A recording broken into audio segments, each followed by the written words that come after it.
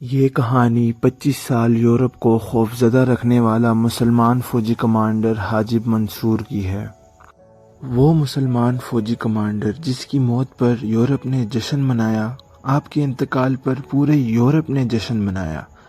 Europe والوں نے آپ کی قبر کے پاس آ کر رقص کیا اور شراب پیتے رہے اور کہنے لگے اب کسی کا خوف نہیں۔ اس دوران ایک شخص نے کہا کہ اگر اس قبر والے نے ایک سانس بھی لی تو ہم میں سے کسی کو زندہ نہیں چھوڑے گا۔ یہ مشہور عسکری کمانڈر حاجب منصور تھے۔ تاریخ اس کا تذکرہ کرتی ہوئی کہتی ہے، جب کمانڈر حاجب منصور کا انتقال ہوا تو یورپ میں جشن منایا گیا۔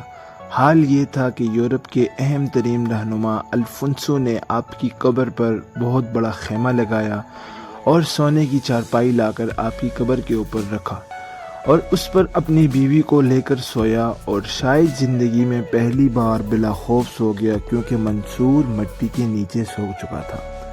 اس موقع پر الفونسو نے کہا، آج خوشی کا دن ہے، آج ہم مسلمانوں کی مملکت پر قبضہ کر لیا ہے اور ان کے سب سے بڑے سپہ سالار کی قبر پر میں بیٹھ گیا ہوں۔ اس دوران حاضرین میں سے کسی نے کہا، اللہ کی قسم یہ قبر والا سانس لے، ہم میں سے کسی کو زندہ نہیں چھوڑے گا۔ اس پر الفونسو نے غصے سے تلوار نکالی تو اس کی بیوی نے اس کو پکڑ لیا اور کہا، یہ سچ کہہ رہا ہے۔ یہ کون سی فخر کی بات ہے کہ زندگی میں جس کا نام سن کر بھی کانپتے تھے، آج ہم سب اس کی قبر پر آ کر جشن منا رہے ہیں۔ یہ تو اس قبر والے کے لیے فخر کی بات ہے کہ ہم اب بھی اس کی خوف میں مبتلا ہیں۔ حاجب منصور 326 ہجری میں پیدا ہوئے۔ ابتدا میں رضاکار کے طور پر اسلامی فوج کے ساتھ کام کرتے رہے، پھر ان کی بہادری کی وجہ سے ان کو قرطبہ شہر کی پولیس کا افسر بنایا گیا۔ اس کے بعد ان کی ذہانت کی وجہ سے ان کو حکمران کا مشیر منتخب کیا گیا، یہاں تک کہ گورنر بن گیا، اور 50 معرکوں میں اسلامی فوجی کی قیادت کی، کبھی شکست سے آشنا نہیں ہوئے۔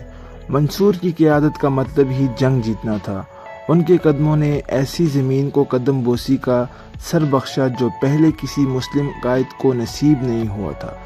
آپ کی سب سے بڑی فتح لیون کی جنگ ہے، جس میں آپ نے یورپی اتحادی فوج سے لیون میں ٹکر لی اور اس کو عبرتناک شکست دے کر کئی ملکوں کے سربراہوں کو قتل کیا اور ان کی افواج کو بھیڑ بکریوں کی طرح ہانک کر قیدی بنا لیا، اور فتح کے بعد حکم دیا کہ پورے شہر میں اذان دی جائے۔ منصور ہر معرکے کے بعد اپنی وردی میں لگے غبار کو جھاڑ کر جمع کر کے رکھتا تھا اور یہ وصیت کر رکھی تھی، جس ڈبے میں یہ مٹی ہے اس کو ان کے ساتھ دفنایا جائے۔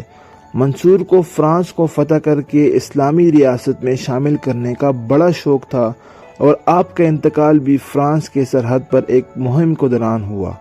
25 سال یورپ کو خوفزدہ رکھنے کے بعد منصور اپنے رب کے پاس چلے گئے، مگر ان کی امت ابھی بھی زندہ ہے اور اللہ کی اذان سے یورپ کو فتح کر کے منصور کو خراج تحسین پیش کرے گی۔